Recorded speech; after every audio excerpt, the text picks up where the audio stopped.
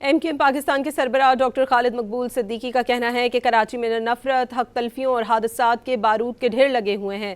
کراچی میں تقریب سے خطاب کرتے ہوئے شکوہ کیا کہ یہاں سے ٹیکس تو وصول کیا جاتا ہے لیکن مردم شماری میں گنا نہیں جاتا۔ یہ بھی کہا کہ کراچی کے فائر ٹینڈر نواب شاہ اور لاڑکانہ میں کھڑے ہیں۔